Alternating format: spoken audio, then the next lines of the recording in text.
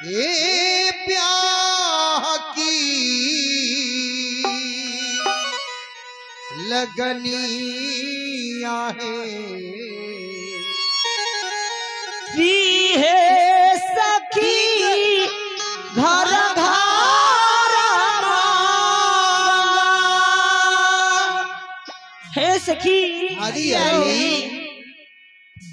अहाँ जी कही छियै आज जनकपुर घर घर मंगल है, लेकिन हम देखे छी 9 दिन से टोला में मंगले मंगल है ना माता जी सब। अपना सबके टोला में मंगले है, आई टोला में शनिचरा ग्रह धैले है कि वही लेल बाबा बुझाई झपलाय छथिन। आई लेल अहू सब मंगल में रहियो, सब आदमी रहियो। आई अपना श्री किशोरी बहनी के विवाह है ने, आई लेल सब आदमी उमंग में रहियो।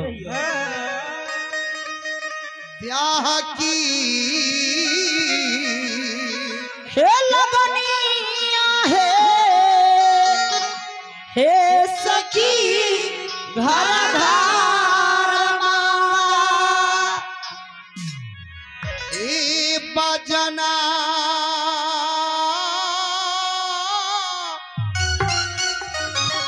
बजाता गाना घोर कि हे सखी घर घर मंगल बजना बजाता गाना घोर हे बजना बजाता गाना घोर सखी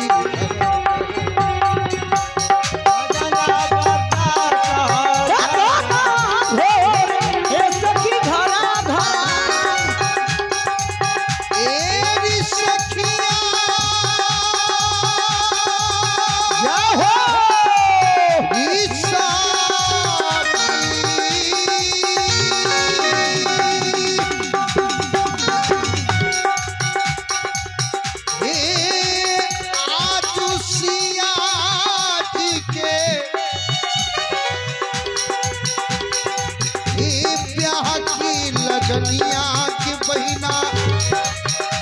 ब्याह की लगनिया है ये सखी घर घर मंगल ये ब्याह की लगनिया है घर घर मंगल ये बजना बजाता गाना को सखी घर घर बजा हे बजैया हो हे सखी घर घर मंगल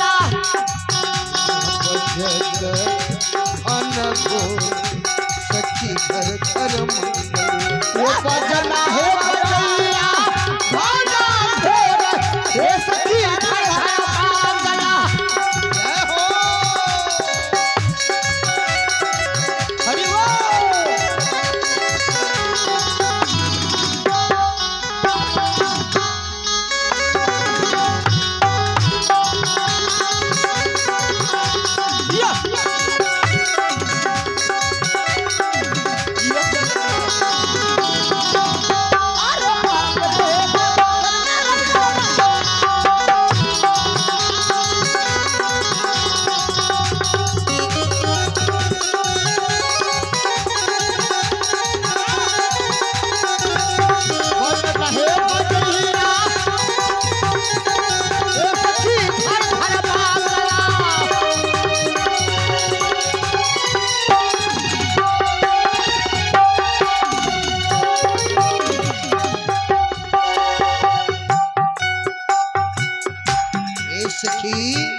सखी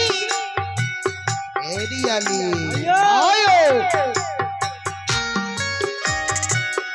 आए बारियाती साजी ये विविधा पहनिया सखी है विविधा पहनिया है सखी घर घर मंगल सखी है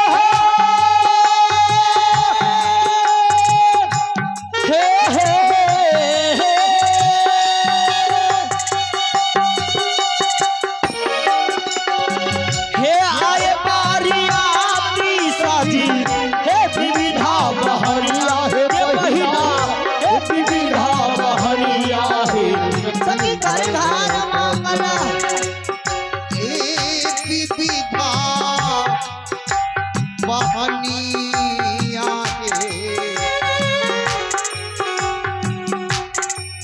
हे सखी घर घर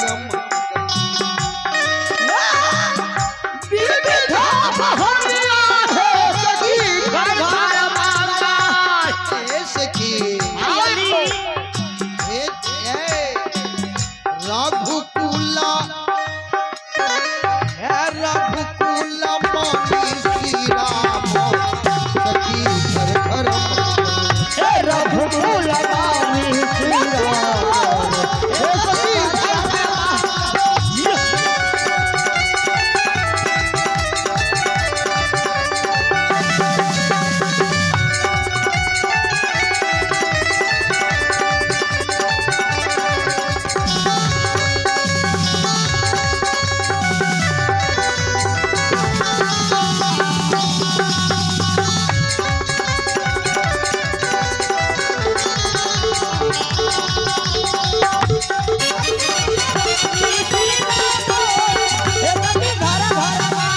रघुकुल रानी श्री राम हे सखी घर घर